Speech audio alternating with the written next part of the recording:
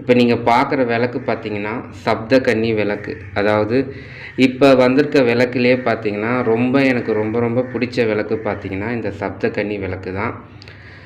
நம்ம தமிழர் வழிபாட்டில் வழிபட மறந்த தெய்வம் தான் இந்த சப்த கன்னி. அதாவது நம்ம தமிழர் வழிபாட்லேயும் சரி, இந்தியான்ற பேர் வர்றதுக்கு முன்னாடியும் சரி, இங்கே இருந்த வழிபாடு பார்த்திங்கன்னா பெண்கள் வழிபாடு, அதே மாதிரி தாய் தெய்வ வழிபாடு தான். இப்போ நம்ம கணவரோட குலதெய்வத்தை தான் தங்களோட குலதெய்வமாக ஏற்றுக்கிறோம். ஆணாதிக்க சமுதாயம் வர்றதுக்கு முன்னாடி பார்த்திங்கன்னா தன்னோட தாய் என்ன தெய்வத்தை வழிபட்டாங்களோ அதை தான் நம்ம வழிபட்டிருந்தோம். பின்னால் சொத்து, இடம் இந்த மாதிரியான ஆணாதிக்க சமுதாயம்லாம் வரும்போது அப்போ தான் இந்த சமுதாய கட்டமைப்பு மாறுது, கலாச்சாரம் மாறுது. அதுக்கப்புறம் தன்னோட ஆண்கள் குலதெய்வத்தை தான் நம்ம வணங்க ஆரம்பிக்கிறோம். இந்த விளக்கு பார்த்திங்கன்னா சப்த கன்னிகள் 7 பேர். இதில் எப்போவுமே சரி இவங்க தான் மூத்தவங்க. இந்த மூத்தவங்க தான் நம்ம மூத்த தேவின்னு சொல்கிறோம். இந்த மூத்த தேவியோட உருவம் தான் பின்னாலெல்லாம் மாற்றப்பட்டு பிரம்மியாக மாறி, பிரம்மின்ற தெய்வம் வர்றதுக்கு முன்னாடி பார்த்திங்கன்னா மூத்த தேவி தான். அதாவது ஆரம்ப காலத்தில் இவங்க சப்த கன்னிகளாக இருக்கிறாங்க. ஆணாதிக்க சமுதாயம் வரும்போது சப்த மாதராக மாறுறாங்க. அதாவது இப்போ சப்த கன்னிகளாக இருக்கும்போது இவங்களுக்கு 2 கைகள். அதாவது சப்த மாதராக புராணத்தோட தொடர்பு படுத்தும்போது மகிஷாசுரனை, அந்தகாசுரனை அழிக்கிற கதையை நம்ம தெய்வங்களுக்கு கூறி நம்மக்கிட்ட இருக்கிற கிராம தெய்வமான இந்த நாட்டார் தெய்வத்தோட வழிபாடை நம்மக்கிட்ட இருந்து பறித்து இந்த தெய்வங்களுக்கு சப்த மாதர் சொல்லிட்டு பெயரை மாற்றி 4 கைகளாக காட்டி அவங்களே நம்மளை திருப்பி சப்த மாதராக வழிபட வைக்கிறாங்க. எப்போவுமே சரி இந்த 7 தெய்வத்தை வணங்கினாவே போதும். உங்கள் குடும்பத்தில் இருக்க பிரச்சனை, நீங்கள் எதிர்நோக்கிற பிரச்சனை, இது எல்லாமே உங்களுக்கு தீர்ந்துடும். ஏன்னா இந்த 7 தெய்வங்களை வணங்கினாவே சகல தெய்வங்களோட வணங்கின பலன் உங்களுக்கு கண்டிப்பாக கிடைக்கும். அதாவது சங்க காலத்திலிருந்தே, சங்க காலம் இலக்கிய காலம் வர்றதுக்கு முன்னாடி இருந்தே இந்த தெய்வங்களை நம்ம தமிழ்நாட்டிலையும் சரி, அழிஞ்சு போன நாகரிகமாக இருக்கிற இந்த சிந்து சமவெளி நாகரிகம், மொஹஞ்சதரோ, ஹரப்பா நாகரிகத்தில் கூட இந்த 7 பெண்களை வழிபடுற வழிபாடு இருந்திருக்கு. அதில் நம்ம அதாவது இப்போ இலக்கியங்கள் கூறுற பேர் என்னன்னு பார்த்தீங்கன்னா, இலக்கிய காலத்துக்கு முற்பட்ட பேரையும் நான் சொல்கிறேன், இலக்கியம் வந்ததுக்கப்புறமாவும் சொல்கிறேன், சப்த மாதராக இவங்க மாறினதுக்கப்புறம் இவங்க பேரையும் சொல்கிறேன். ஃபஸ்ட்டு இவங்களுக்கு இருந்த பேர் பார்த்திங்கன்னா அமரி, சமரி, குமரி, கௌரி, நீலி, சூலி, கொற்றி. கொற்றினா யாரும் இல்லை, இன்றைக்கி வழிபடுற காளி தான். எப்போவுமே சரி இந்த 7 பேரில் இந்த இளைய நங்கையான கொற்றிக்கு தான் ரொம்ப சிறப்பு அதிகம். இந்த கொற்றவையை தான் நம்ம காளியாக வழிபடுறோம், பிடாரியாக வழிபடுறோம். இவங்க தான் வெற்றியை தர தேவதை. அதனால தான் இவங்க பேர் கொற்றி. கொற்றினா கொற்றம், வெற்றின்னு அர்த்தம். கொற்றவை அதாவது வெற்றியை தர அன்னை. அவ்வைனா ரொம்ப வயசானவங்க அர்த்தம். அதனால தான் இவங்க பேர் கொற்றவை. இவங்க மூத்த தேவி. இவங்க நடுவில் வர 5 பேரும் பார்த்திங்கன்னா இந்த பஞ்சபூதத்துக்கு சமமானவங்க, இந்த பஞ்சபூதத்தை காக்கிறவங்க. அப்போ இவங்க படைக்கிற தெய்வம், இவங்க அழிக்கிற தெய்வம். இதுதான் இந்த விளக்கில் இருக்கிற ஒரு ஐதீகம். ஐதீகம்ல இந்த 7 பேரோட அர்த்தமும் இதுதான். ஒரு திருவிழா நடத்தினா கூட அக்கால் தங்கைகள் 7 பேரோட சம்மதத்தை கேட்டுக்கிட்டு தான் ஒரு திருவிழா நடத்துவாங்க. பெரும்பாலும் இந்த விளக்கு பார்த்திங்கன்னா வீட்டில் ஏற்றுற விளக்கு கிடையாது, இது கோவிலில் ஏற்ற வேண்டிய விளக்கு. இது பார்த்திங்கன்னா எங்கள் அப்பா ஒரு காளி உபாசகர், அவரோட கோவிலில் இருந்த விளக்கு தான் இது. இந்த மாதிரி விளக்கு இப்போ தான் வந்திருக்கு. இது பழைய விளக்கும் கிடையாது, பழைய மாடலும் கிடையாது. இப்போ விளம்பர காலகட்டத்தில் விற்பனைக்காக இந்த விளக்கை உருவாக்கியிருந்தாலும் இது ரொம்ப சிறப்பான விளக்கு. ஏன்னா பதிவிளக்குன்னு சொல்லுவாங்க. பதிவிளக்குன்றது ஒரு தெய்வத்தை களிமண்ணால் செஞ்சு திருவிழா நடத்துறதுக்கு முன்னாடி அந்த தெய்வ உருவத்தை போட்டு அந்த தெய்வத்துக்கு சுவாமி ஆவாகனம் செஞ்சு அந்த அம்மனுக்கு இந்த பெரிய விளக்கை ஏற்றி பெரிய திரி போட்டு இந்த விளக்கு திரி நேராக எரியும் போது தான் அந்த தெய்வங்கள் சம்மதம் கொடுத்ததா அர்த்தம். அப்படி திருவிழாக்காக பயன்படுத்தக்கூடிய விளக்கு தான். இப்போ முதல்லாம் அஷ்டலட்சுமி விளக்கை தான் பதிவிளக்குன்னு சொல்லி பயன்படுத்துவாங்க. இப்போ பார்த்திங்கன்னா அஷ்டலட்சுமிக்கு பதில் சப்த மாதரே வந்துட்டாங்க. இது ரொம்ப சிறப்பான விளக்கு. நிறைய பேருக்கு தெரியல, சப்த கன்னிகள் தான் சப்த மாதர், சப்த மாதர் தான் ஒவ்வொரு தனித்தனி தெய்வங்களாக வழிபடுறோம். இப்போ பார்த்திங்கன்னா இந்த கொற்றவை சொல்கிறவங்க தான் துர்க்கையும் கூட. நீங்கள் துர்க்கையை வழிபடுறது இந்த விளக்கில் இருக்க இவங்களை வழிபட்டாவே கிடைச்சிடும். இதுதான் இதில் இருக்க நிதர்சனமான ஒரு உண்மை. இதெல்லாம் நிறைய பேருக்கு தெரியதில்லை. நம்ம வந்து ஆழ்ந்து யோசித்து பக்தியில் வந்து கலக்கும்போது ஒவ்வொரு விஷயங்களையும் நம்ம வந்து கண்டுபிடிக்க முடியும். ஒவ்வொரு தெய்வத்துக்கு பின்னாடியும் மறைக்கப்பட்ட உண்மைகள் நிறைய இருக்குது. அது மாதிரி தான் இப்போ இந்த சப்தமாதர் விளக்கு, அதாவது 7 கன்னிகள் விளக்கு. 7 கன்னிகளோட சிறப்பான ஒரு இடம் பார்த்திங்கன்னா நம்ம மணப்பாக்கம் கன்னியம்மன் கோவில் தான். அங்கே பார்த்திங்கன்னா நடுகள் வழிபாடாக வந்து முகம் இல்லாமல் நட்டக்கல் வழிபாடாக அங்கே காட்சி தராங்க. அதோட வந்து பிரதிபலிப்பு தான் இந்த 7 கன்னிகள். உண்மையிலேயே இப்போ கண்டுபிடிக்கப்பட்ட விளக்கில் இந்த விளக்கு வந்து ரொம்ப சிறப்பான விளக்கு. பொதுவாக இந்த சப்த கன்னிகள் பார்த்திங்கன்னா ஏரி குளங்கள் கிட்ட தான் இருப்பாங்க. ஏரி குளங்கள் கிட்ட தான் இவங்க கோவில் கொள்வாங்க.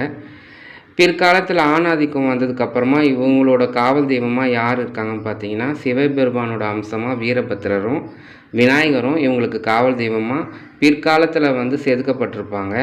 அதுக்கு முன்னாடி பார்த்திங்கன்னா வெறும் 7 கன்னிகள் தான் இருப்பாங்க. அப்போ வந்து ஆண் தெய்வங்களுக்கு வந்து மரியாதை கிடையாது, வழிபாடு கிடையாது. பிற்காலத்தை தான் ஆண் தெய்வங்கள் புராண தெய்வங்கள்லாம் உருவாகுறாங்க. அதனால் இப்படியாப்பட்ட விளக்கு வந்து ரொம்ப ஒரு சிறப்பான விளக்கு. இப்போ கண்டுபிடிச்ச விளக்குலேயே இது ரொம்ப ஒரு சிறப்பான விளக்காக தான் நான் கருதுவேன். ஏன்னா விளக்கில் அஷ்டலட்சுமிகள் தான் இருப்பாங்க. ஆனால் அவங்க வழிபடும் போது கூப்பிட்ற தெய்வங்கள் பார்த்திங்கன்னா 7 அக்கால் தங்கைகளை தான் கூப்பிடுவாங்க. ஆனால் இப்போ பார்த்திங்கன்னா இப்போ கண்டுபிடிச்சது இந்த 7 அக்கா தங்கச்சிங்களையும் ஒன்றா சேர்த்து ஒரு விளக்கை கண்டுபிடிச்சிருக்காங்க. இது ரொம்ப சிறப்பான விளக்கு. இந்த விளக்கு நம்ம எங்கே வாங்கணும்னு பார்த்திங்கன்னா நம்ம ரொம்ப இப்போ விளக்கு கடையை ஃபேமஸாக இருக்கிற போரூரில் இருக்கிற RL விளக்கு கடையில் தான் வாங்கியிருக்கோம். இதோட விலை பார்த்திங்கன்னா வாங்கும்போது 2000 சொச்சம். அந்த தட்டு, இதுக்கு ஒரு தட்டு கொடுத்தாங்க, அது ஒரு 200 சொச்சம். ஆக மொத்தம் இந்த விலையோட மதிப்பு பார்த்திங்கன்னா 2500 ரூபாய் வருது. ரொம்ப அழகான விளக்கு. நான் ஆன்லைனில் தான் வாங்கினேன். நீங்களும் இந்த கோவில் திருவிழா இந்த மாதிரியான விசேஷங்களுக்கு இந்த விளக்கை வாங்குங்க. இது வந்து ரொம்ப அற்புதமான விளக்கு. இப்போ வந்த விளக்கில் கண்டிப்பாக நீங்களும் இந்த மாதிரியான விளக்கை வாங்கி பயன்படுத்தணும். இதில் பாருங்கள், யாழி ரொம்ப தெளிவாக கொடுத்துருக்காங்க, நெல்மணிகள் தெளிவாக இருக்குது. அப்புறம் பார்த்திங்கன்னா திருவாச்சி எவ்வளோ அழகாக கொடுத்துருக்காங்க பாருங்கள். 7 பேரும் கன்னிகள்ன்றதை விளக்குறதுக்காக பாவாடை தாவணி போட்ட மாதிரி அழகாக காமிச்சிருக்காங்க. ரொம்ப முகமும் தெளிவாக இருக்குது. இதை விட சின்னதாக நீங்கள் வாங்கினீங்கன்னா முகம் வந்து ரொம்ப அம்சமாக வராது. இந்தமாரி கொஞ்சம் பெருசாக வாங்கும்போது தான் இந்த விளக்கு வந்து உங்களுக்கு முகம் தெளிவாக இருக்கும். பாருங்கள் எவ்வளோ அழகாக நிற்கிறாங்கன்னு பாருங்கள். இவங்க 7 கன்னிகள் வணங்குறதுன்றது நாகரிகம் உருவான காலத்திலருந்தே இருக்குது. அதனால் இது வந்து ரொம்ப பாரம்பரியமான ஒரு விளக்கு. அதே மாதிரி இந்த எண்ணெய் ஊற்றுற இடம் பார்த்திங்கன்னா கிட்டத்தட்ட ஒரு 150 மில்லி எண்ணெயை ஊற்றி நீங்கள் விளக்கேற்றலாம். கிட்டத்தட்ட காலைல ஒரு 6 மணிக்கு ஏற்றிங்கன்னா ஈவினிங் ஒரு 5 மணி வரைக்கும் நின்று எரியும். அதேமாரி நல்ல டிசைனும் வந்து நல்லா ஒரு அழுத்தமாக கொடுத்துருக்காங்க பாருங்கள். நம்ம விளக்கு வந்து கிட்டத்தட்ட இந்த விளக்கை வந்து நம்ம திட்டமாக பயன்படுத்தினோன்னா கண்டிப்பாக ஒரு 100 வருஷம் 150 வருஷம் நல்லபடியாக வரும். இதை வந்து நம்ம ரொம்ப போட்டு தேய்க்கக்கூடாது. ஒரு திட்டமாக தேய்ச்சி பயன்படுத்தும் போது தான் எந்த ஒரு விளக்கும் அதில் இருக்க அந்த டிசைன் எல்லாம் வந்து அழியாமல் தேயாமல் நல்லாயிருக்கும். பின்னாடி பார்த்திங்கன்னா கஜலக்ஷ்மியோட அம்சமாக வந்து கலசமும் 2 யானையும் கொடுத்துருக்காங்க. இது வந்து கஜலக்ஷ்மியோட அம்சம் கும்பத்தை காமிக்கிறது. முன்பக்கம் 7 கன்னிகள். இந்த மாதிரி விளக்கெல்லாம் உங்களுக்கு காமிச்சு இந்த மாதிரி விளக்குகள்லாம் வாங்கி பயன்படுத்துங்கன்றது தான் என்னோடய நோக்கம். அதே மாதிரி மறைந்த வழிபாடையும் நம்ம கொண்டு வர்றது தான் நம்ம வீடியோவோட நோக்கம். பாருங்கள், இந்த விளக்கு ரொம்ப அழகாக இருக்குது பாருங்கள். எந்த அளவுக்கு அழகாக இருக்குது பாருங்கள். நல்லா நறுக்குன்னு நச்சுன்னு இருக்குது. இது வந்து RL ஹேண்டிகிராஃப்ட் போரூர் விளக்கு கடையில் தான் வாங்கினது. இப்போ வந்த விளக்குலேயே அந்த விளக்கு வந்து ரொம்ப அழகான விளக்கு. நீங்களும் வாங்கி பயன்படுத்துங்க. ஆனால் இதை வீட்டில் வாங்கி பயன்படுத்தக்கூடாது. என்ன தான் இவங்க குலதெய்வமாக இருந்தாலும் சரி, இதை வந்து வீட்டில் வாங்கி பயன்படுத்துகிற விளக்கு கிடையாது. பொதுவாக இந்த கன்னிமார்கள் வந்து யாரும் இல்லாத இடத்துல தான் வசிப்பாங்கன்றது ஒரு ஐதீகம். பிற்காலத்தில் இட நெருக்கடி ஏற்பட்டதுனால இந்த கோவிலும் வீடுகள் மத்தியில் மாற வேண்டிய சூழ்நிலைக்கு வந்துச்சு. அதனால வந்து நம்ம யாரும் இந்த விளக்கை வீட்டில் வாங்கி ஏற்றக்கூடாது. இது எங்கள் கோவிலில் வச்சுருந்த விளக்கு. அதை தான் நான் உங்களுக்கு காமிக்கிறேன். யாருன்னா விளக்கு வாங்கி கோவிலுக்கு வைக்கணும்னு சொல்லிட்டு நேர்த்திக்கடன் இருந்தாலும் இந்த மாதிரியான விளக்கை வாங்கி கொடுங்க. கொஞ்சம் பெருசாகவே வாங்கி கொடுங்க. இந்த மாதிரி விளக்கு இன்னும் புழக்கத்தில் வரல. கண்டிப்பாக இந்த விளக்கை பற்றி எல்லாருக்கும் தெரிஞ்சதுன்னா பெரிய பெரிய கோவில்களில் இந்த விளக்கை பயன்படுத்துவாங்க.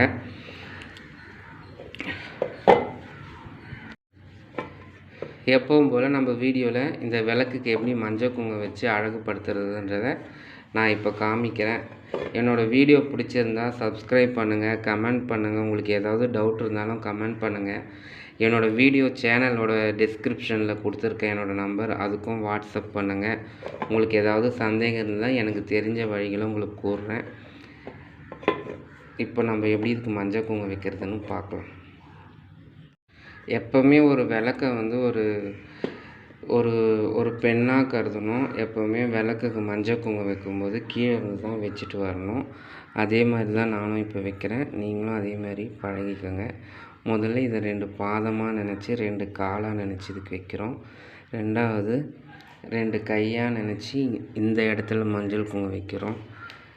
நம்ம எப்போவுமே விவசாய சம்மந்தப்பட்ட சமூகன்றதுனால இந்த நெல்மணிக்கு நம்ம மஞ்சள் குங்குமம் வைக்கிறது நம்ம கலாச்சாரத்தில் இருக்கிற முக்கியமான ஒரு விஷயம். நிறைய பேர் வந்து சந்தனம்லாம் பயன்படுத்துகிறீங்க. மஞ்சளுக்கு நிகரான ஒரு பொருளே கிடையாது. சந்தனம்லாம் பிற்காலத்தில் கண்டுபிடிச்சப்பட்டது தான். ஆனால் ஆரம்ப காலகட்டத்திலேருந்தே மஞ்சளை பயன்படுத்துகிறது நம்ம கலாச்சாரத்தில் இருக்க, நம்ம பண்பாட்டில் இருக்க முக்கியமான ஒரு பழக்க வழக்கம். அதனால் மோஸ்ட்லி நீங்கள் விளக்குக்கு மஞ்சள் குங்குமம் வைக்கும்போது மஞ்சளை பயன்படுத்துங்க. நிறைய பேர் வந்து இதில் கூட வந்து சந்தனத்தை கலந்து வைக்கிறது, இதெல்லாம் ஒரு விளம்பரமாக்கி யூடியூப்பில் வீடியோ அப்லோட் பண்ணுறாங்க. அதெல்லாம் நம்மளுக்கு உண்மையான ஒரு பழக்க வழக்கம் கிடையாது. மஞ்சளை பயன்படுத்துங்க.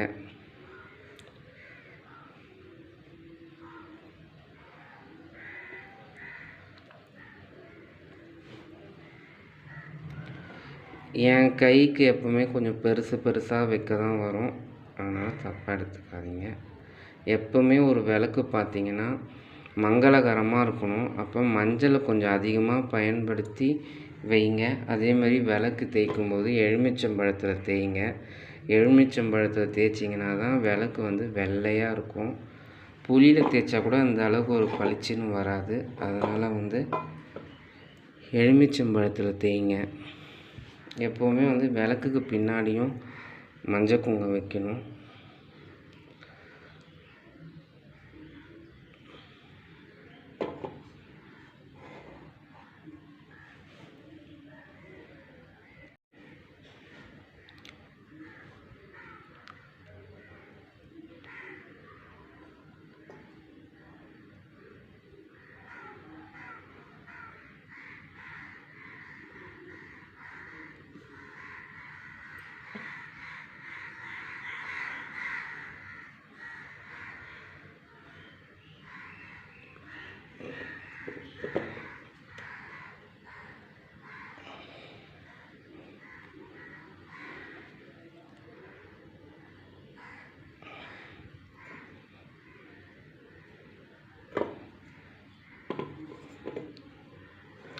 அதே மாதிரி இந்த கன்னிக்கும் ஒவ்வொரு பேர் இருக்குது. ஆனால் நிறைய பேர் இருக்குது, நான் கொஞ்சம் மறந்துட்டேன். ஆனால் இதில் பஞ்சபூதத்தை குறிக்கிற மாதிரி வந்து எல்லாருக்கும் அந்த பேர் இருக்கும். ஆகாய கன்னி, தாமரை கன்னி, மச்சக்கன்னி, இந்த மாதிரி நாகக்கன்னி, இந்த மாதிரி வந்து 7 பேர் இருக்குது. நான் அடுத்த வீடியோவில் சொல்கிறேன்.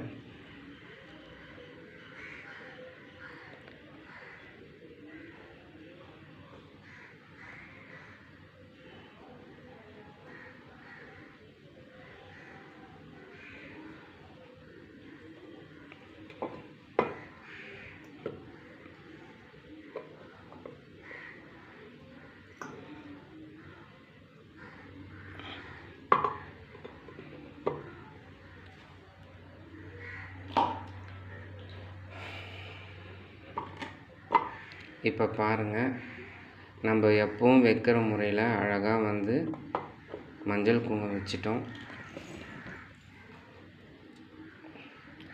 எப்படி இருக்குன்னு சொல்லுங்கள். இந்த விளக்கை நீங்கள் நிறைய பேர் எப்படி இருக்குன்னு சொல்லுங்கள் நண்பர்களே. இந்த மாதிரி விளக்கை நீங்கள் பார்த்துருக்கீங்களான்னு சொல்லுங்கள். இந்த மாதிரி விளக்குக்கு நம்ம மஞ்சள் குங்குமம் வைக்கும்போது இதோட மங்களகரத்தை நம்மளுக்கு சொல்கிறதுக்கு அளவே இல்லை. இப்போ இதை விளக்கு ஏற்றி திரி ஏற்றி மங்களகரமாக உங்களுக்கு இந்த வீடியோவில் காமிக்கிறேன்.